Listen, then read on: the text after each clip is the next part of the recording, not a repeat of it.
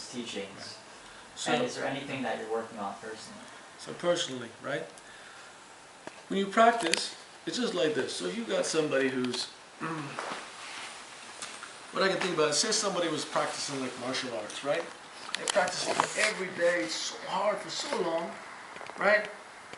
As long as they're practicing on a daily basis, it's not really like, they don't lose anything. And even if they take 2 weeks off, even if they take 2 months off, they don't lose anything. Okay? I would say it doesn't decline, but it declines very, very slowly. So your ability, and even talking about, the thing about meditation is, so right now, you're thinking, let's do some meditation. So you want some good conditions, right? So I want a nice quiet room that doesn't stink, that has the windows shut, it's nice and quiet, right? It looks beautiful, and it'll be a perfect condition, right? That's what you're saying, oh, when I have that, then I can meditate. Now, if you have to have that to meditate, guess what? You're not going to get much meditation done in your life. So what you have to do is what you practice here, okay? Just breathing. Just breathing. When you're driving, just drive your car. That's my advice. Don't be pushing the radio buttons, right? Because you know what happens to the radio too? It's a good example. Guess what? You don't like the channel. I like the next channel, next channel, next channel, next channel. When you drive, just drive. When you eat, just eat. When you're sitting, just sit. If you're going to watch TV, just watch TV. Don't be multitasking. Whatever you're doing, do it 100%. Don't be multitasking. So what you find is, the more you cultivate your practice, it becomes everyday life. When I'm sitting in the car, I'm just breathing. That's it. I'm meditating. I just am. I'm totally fine. Regardless of the situation. And what that allows you to do is when you have arguments with other people or other problems, just like, hey man, you know what, I'm halfway through my lifespan. In 40 years from now, I'll probably be dead. Right? So, it's like, yeah, they're going to be dead in 40 years too. I don't even need to sweat this. Right? Like, it comes up. So you say, oh, you're able to step back. It's only the moment. So would you say that you've already mastered or become very well proficient? I would say that the more that you practice this, everybody can become proficient in it. Okay? Now, if you're looking for enlightenment, right? So there's an idea, again, so think about it like this. Enlightenment, you're thinking is some place where, I don't know, you're in heaven, psst, permanent place. But Buddhism says there's no permanent place. Now there's times where I'm like, wow, I'm in ecstasy, it's so good. Yeah, it is so good. But then it disappears. Then if you were addicted to trying to keep going back, I'm back in the same cycle, I'm an addict again, right? So Buddhism isn't trying to like bring you to a happy place. Buddhism is, the whole goal of this practice is, can you accept reality as it is, regardless of how you want it to be? So I practice every day, yeah. But that's the part right there, and you said it too. It's like the accept the reality at the same time be in a state that you can change it if you want to. If you want to, and that's the big word. Reality is how it is, okay? Whether you like me or don't like me, maybe I can change it, maybe not. But I can't change the reality. Some realities I can't change. Then it's up to me to choose my own personal choice, whether I want to get involved or I don't want to get involved in all kinds of things. And every day we have lots of choices that we can choose to either get involved with or not get involved with. And who's going to pay the price for that? You.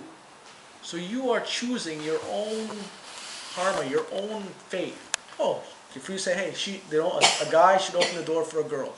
You're going to say, hey, young man, I think you should be opening the door for that young girl. Okay? Now, that's you projecting your truth and your opinion onto somebody else. But your truth is only yours. Some other people might say, you know what, this is an equal world. She could open the door for him.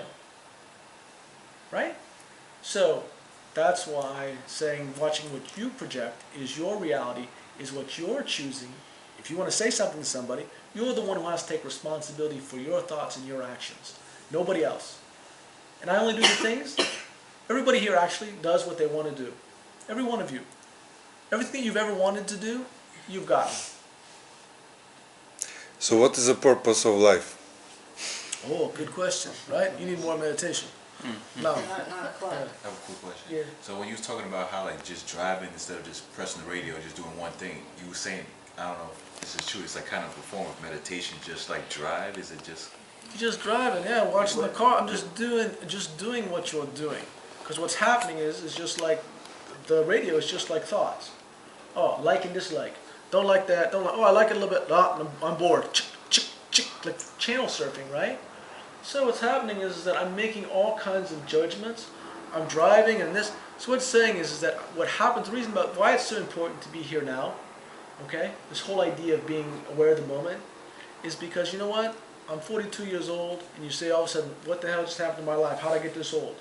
What did I do with my life? What happened in the past 10 years, guys? Where'd it go? Right? What do you think the next 10 years is going to happen? Like this, it's over. So building up awareness is saying, oh, I know exactly what I've done the past 4 years of my life. I know exactly. Every day, I am alive. I take responsibility for the good things I do. I take responsibility for the bad things to do. And I'm aware of the good feelings I might feel. And I'm aware of the bad feelings. I'm aware of the fear. You know, when I go to the hospital day when someone's really sick, it's so scary. Right? I'm aware, but I'm alive. Like I'm alive. I'm not just like, oh, you know what, let me just get through today so I'm there tomorrow. Let me just get on to the next thing. Let me get the next thing. Before you know it, I'm dead. And I see people all the time in hospice, right? And I say, how the hell did I end up in hospice? Because your life went like this, and they just, the whole life, they're so busy, they think living, but they're not even experiencing what's really happening. It's always in the future, like it'll get better after I leave here. Once I get home, I can do this. Always in the future, in the future, in the future, in the future. And if you cultivate a life of living right now, your life will be so much fuller. It'll be scary, but it's so much fuller living in the now than it is living in the future or living in the past. And that's the real gift. So in Buddhism, we say, most people, you know, we call them like, they're just bones and flesh, right? Like bags of flesh.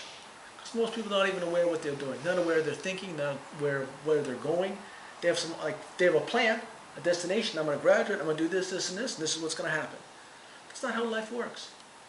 I see people get sick all the time. 20s, 30s, 40s, 50s, 60s, 70s. People get sick all the time. Cancer, prostate cancer, colon cancer, you know, heart attack, lung cancer, brain tumors, breast cancer, ovarian cancer, right? There's so many different kinds of cancer, it's not even funny how many different things you can have.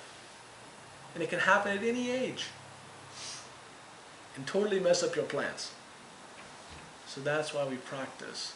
We're always recognizing, hey, my life is short. I plan for the future, but I live in the now. And when you cultivate it, you plan for the future, but you live in the now. I like that's the best line I've heard in 3 weeks. Okay? And that's how you have to manifest it. And the more you practice that way, when the future arrives, hey, I've been ready for the future. But I've also been living in the now. What's the other thing you said before you speak? You said, is it true? Is it necessary as a kind? Those three Yes. words? Yes.